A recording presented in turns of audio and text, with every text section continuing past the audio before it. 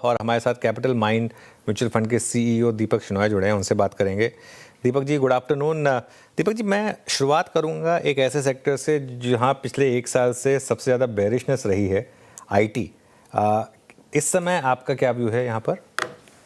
अभी तक अनुज जो आए ये जो रिजल्ट्स आए हैं अभी तक, तो उसमें एक्चुअली उतना मतलब नेगेटिवनेस भी नहीं है, लेकिन कोई ज़्यादा पॉजिटिव नहीं है। एक दो कंपनीज ऐसी हैं जिन्होंने 15% 17% उन्होंने प्रॉफिट ग्रोथ दिखाया है, पर कुछ कंपनीज दोनों मिड कैप में और कुछ लार्ज कैप में भी उनके रिजल्ट्स काफ़ी म्यूटेड थे, या फिर प्रॉफिट्स पिछले साल के मुकाबले में कम थे काफ़ी।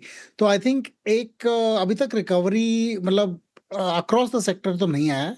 और एआई का इम्पैक्ट मतलब या चाहे आप कहिए एआई का इम्पैक्ट हो या फिर वॉर का इम्पैक्ट हो, जो भी मैक्रो इकोनॉमिक फैक्टर्स भी हैं वो अगर इम्पैक्ट कर रही हैं इस सेक्टर में, आई थिंक ग्रोथ का थोड़ा सा मतलब क्वेश्चन मार्क है। और उस वजह से आई थिंक लोग अभी तक एटलीस्ट ज़्यादातर अक्यूमुलेट नहीं कर रहे हैं, और स्टॉक प्राइसेस मूव बिल्कुल नहीं कर रही हैं इन कंपैरिजन। लेकिन I think by end of year थोड़ी क्लैरिटी आ जानी चाहिए कि चाहे एआई हो या फिर आईटी बजट्स हों, जिसकी वजह से शायद ऑर्डर फ्लो थोड़ा स्लो हो गया है, वो आई थिंक अगले साल में शुड स्टार्ट गेटिंग बेटर। पिछले साल भी मैंने यही बोला था, लेकिन इस साल में इतने सारे इवेंट्स हो गए, जैसे हॉर्मस वॉर था, और फिर एआई कंपनीज में और एआई और ओपन सोर्स मॉडल्स जो आई उनमें जो वॉर्स हुए, उसकी वजह से और आई थिंक मॉडल हो गया। लेकिन अभी जो थोड़े से बड़े कंपनीज हैं उन्होंने स्टार्ट किया है कि अपने खुद के ऑफरिंग्स में एआई इंक्लूड करें, अपने खुद के रियल एस्टेट पे डेटा सेंटर क्रिएट करें। ये सारे जो प्रोजेक्ट्स हैं अभी स्टार्ट हो रही हैं, या फिर कुछ एक्चुअली कंप्लीशन में भी हैं। और कुछ कंपनीज अपने कस्टमर्स के लिए एआई डेटा सेंटर्स बना रही हैं, तो एटलीस्ट थोड़ा सा बेनिफिट इन आईटी कंपनीज को मिल रहा है। लेकिन I think another year, at least एक और साल लगेगा बिफोर ग्रोथ वापस आए। तो आई थिंक ध्यान से ही एक्यूमुलेट करना चाहिए, और उन कंपनीज को जो एआई का सबसे ज़्यादा बेनिफिट ले रही हैं, ना कि पूरे सेक्टर को। आप मतलब पूरे सेक्टर को एक तरह से ना देखें, आप उन कंपनीज पे को फोकस करें जिसमें एआई का इम्पैक्ट उनके लिए एक्चुअली रेवेन्यू ग्रोथ दिखा रहा है। अच्छा दीपक जी, ये अभी तक मतलब अभी बात हो गई अर्निंग्स की, आईटी की, और अर्निंग्स में बहुत अच्छे स्ट्रॉन्ग रिएक्शन है पीएसयू बैंक्स पर, Indian bank, union bank of India.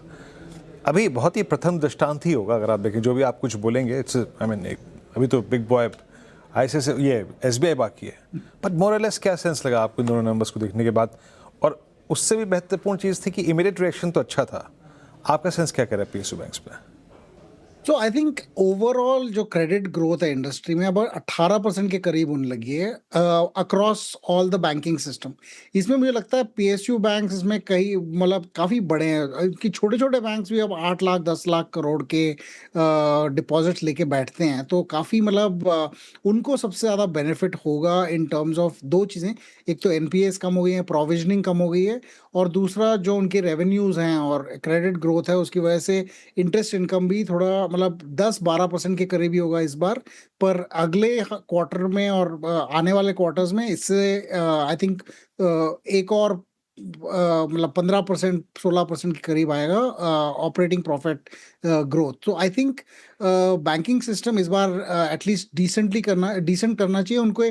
Treasury losses जो थे पिछली बार, अब थोड़े से प्रॉफिट्स नजर आने लगे हैं, क्योंकि इंडिया बॉन्ड के यील्ड्स काफ़ी कम हो गए थे। I mean last month and में 6.6 6.7 के करीब थे। तो आई थिंक उस वजह से उनके ट्रेजरी में भी जो पिछले क्वार्टर में लॉसेस हुए थे, आई थिंक वो थोड़े से रिवर्स होंगे। और और एक और बात यह है कि I think in public sector banks में गोल्ड लोन सबसे ज़्यादा फास्ट ग्रोइंग सेक्टर है। और इन्होंने 5 साल पहले यहाँ पे सिर्फ 30,000 करोड़ बैंकिंग सिस्टम ने गोल्ड लोन्स पे के मतलब गोल्ड लोन्स का साइज सिर्फ 30,000 करोड़ था अक्रॉस द बैंकिंग सिस्टम। अब 5,14,000 करोड़ का वो एयूएम बढ़ गया है बैंकिंग सिस्टम में, और उसमें मुझे लगता है कि सब पब्लिक सेक्टर बैंक्स ने सबसे ज़्यादा ग्रोथ दिखाया है। तो मुझे इन दोनों को देख के एटलीस्ट इस क्वार्टर में रिजल्ट्स अच्छे आने चाहिए और अगले क्वार्टर में भी शायद डिसेंट आने चाहिए। अगर कोई प्रॉब्लम्स हुए तो शायद मैनेजमेंट कमेंट्री में नजर आएगा, पर अभी तक तो कुछ ऐसा नहीं आया है कि हमें ज्यादा रिस्क नजर आए यहाँ पे। ओके, पीएसयू बैंक्स और ये स्पेस को लेकर आपकी राय होगी। दीपक जी, एक हॉट स्पेस जो आज बना हुआ है ये पूरा EMS space, Dixon Technologies, PG Electroplast, Amber, Syrma सभी की बात कर लें, खबर भी थी पॉजिटिव, 62,500 करोड़ की नई मोबाइल मैन्युफैक्चरिंग का स्कीम का ऐलान हुआ है और खबर पर मुहर लगी सीएनबीसी आवाज़ की। आप ईएमएस स्पेस को अब कैसे ट्रीट कर रहे हैं? क्या यहाँ पर आपका एक्सपोजर बढ़ा है और क्या बढ़ाने का सोच रहे हैं? क्या नजरिया है यहाँ पर? यहाँ पे अभी हमारा कोई ज़्यादा एक्सपोजर नहीं है श्रेया जी, लेकिन आई थिंक लॉन्ग टर्म में ये सेक्टर अच्छा करेगी। थोड़े से वैल्यूएशंस का प्रॉब्लम है क्योंकि ये सारी कंपनीज बहुत रिचली वैल्यूड है, लेकिन इनमें काफ़ी ग्रोथ भी है। तो आई थिंक उसको ध्यान में रखते हुए I think positions long term अगर लिया जाए तो ही बेहतर होगा, क्योंकि शॉर्ट टर्म में ये 50% गिर सकते हैं और फिर 50% वापस ऊपर भी आ सकते हैं। इसमें वो थोड़ा सा डरावना सा, मतलब जिस तरह से वो स्टॉक मूवमेंट्स होते हैं, तो शॉर्ट टर्म प्लेयर्स के लिए आई थिंक वो ज़्यादा एप्ट नहीं है। लेकिन लॉन्ग टर्म में इंडिया में EMS as a industry grow बिल्कुल ही करेगी, क्योंकि आई थिंक दो चीज़ें हैं। एक तो स्ट्रेटेजिक है कि इंडिया ने डिसाइड किया कि ज़्यादा हमें इलेक्ट्रॉनिक मैन्युफैक्चरिंग यहीं पे करना चाहिए। आप इंडिया के लिए ही बनाइए, लेकिन वो मैन्युफैक्चरिंग इंडिया में ही मतलब ज़्यादा होनी चाहिए, उसको हमें प्रमोट करना चाहिए। और दूसरी बात, जो फॉरेन कंपनीज जो चाइना से थोड़ा सा अगर कहीं और डाइवर्सिफाई करना चाह रहे हैं, तो वो शायद इंडिया में आगे जाके और ऐसे प्लांट्स मैन्युफैक्चरिंग और टेक्नोलॉजी भी यहाँ ले आए, तो वो भी एक फ्रेश फ्लो और फ्रेश ऑर्डर फ्लो के हिसाब से आएगा। आई थिंक इनमें अभी कुछ इसमें प्लेयर्स हैं जो सिर्फ कॉन्ट्रैक्ट मैन्युफैक्चरिंग करती हैं, कुछ और भी करती हैं, पर आई थिंक इसमें ओवरऑल इंडस्ट्रियल रिक्वायरमेंट्स यहाँ से 2 गुना 3 गुना बढ़ेंगी अगले 5 साल में, और हमें लगता है कि ये सेक्टर बहुत अच्छा ग्रो करेगी। तो वैल्यूएशंस का एक ही फिक्र है कि वैल्यूएशन बहुत ज़्यादा है, क्या ये ग्रोथ दिखा पाए कि नहीं, लेकिन वो रिस्क लेते हुए आई थिंक लॉन्ग टर्म में ये सेक्टर बहुत अच्छा कर सकता है।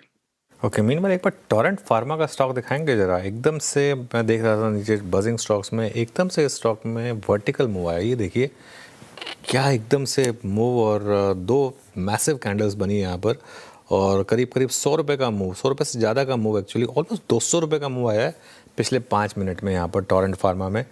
पता नहीं कोई न्यूज़ आई है नहीं, लेकिन एकदम से मूव आया है यहाँ पर।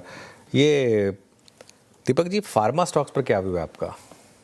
फार्मा में सबसे, हमारा फ्लेक्सी कैप फंड में अब सबसे बड़ा पोजीशन फार्मा ही है, फार्मा एंड हेल्थ केयर। लेकिन वहाँ आई थिंक वो इसलिए क्योंकि वो फैक्टर ड्रिवन स्ट्रैटेजी है, तो यहाँ पे दो तीन चीज़ें, एक तो प्राइस मोमेंटम है, दूसरा इनकी जो स्टॉक्स की अर्निंग्स और प्रॉफिटेबिलिटी है वो काफ़ी अच्छी है। रिलेटिवली डेट इनमें कम होता है in comparison with their overall equity. And sector एक तरह से दो चीज़ें इसमें, एक R&D भी होती है, तो in that sense they own some many companies in the space. यहाँ पे उनके खुद के पैटेंट्स होते हैं या फिर खुद की टेक्नोलॉजी होती है। और दूसरी बात ये कि वो डॉलर के जो जहाँ पे एक्सपोर्ट कर रहे हैं जो फार्मा कंपनीज हैं, उस एक्सपोर्ट का आई थिंक उनको फ़ायदा इसलिए मिलता है कि रुपये अब 96 पे है, तो उतना जो डिफरेंशियल है वो उनको ज़्यादा इम्पैक्ट करता है कंपेयर टू आईटी कंपनीज में रुपये के डिफरेंशिएशन का कॉन्ट्रैक्ट में एक्चुअली कोई क्लॉज होता है कि आप पूरा फायदा नहीं उठा सकते। फार्मा में उतना कॉमन नहीं है कि सारा जो बेनिफिट है वो शेयर किया जाए, लेकिन इस वजह से आई थिंक ये अच्छा भी कर रही हैं, और करेंटली सेक्टर डिसेंट है। आई थिंक न्यूज़ फ्लो की वजह से कुछ कंपनीज बेटर करेंगी, मुझे पता नहीं क्यों एक कंपनी सडनली अगर उठी है, कोई न्यूज़ है या ऐसा कुछ, लेकिन ओवरऑल ये सेक्टर आई थिंक पहले डिफेंसिव हुआ करता था, अब थोड़ा सा ऑफेंसिव में आ गया है। चलिए दीपक जी, बहुत बहुत शुक्रिया, आप इस कार्यक्रम में शामिल हुए, सभी सेक्टर्स पर अपनी राय रखी आपने, बहुत बहुत शुक्रिया।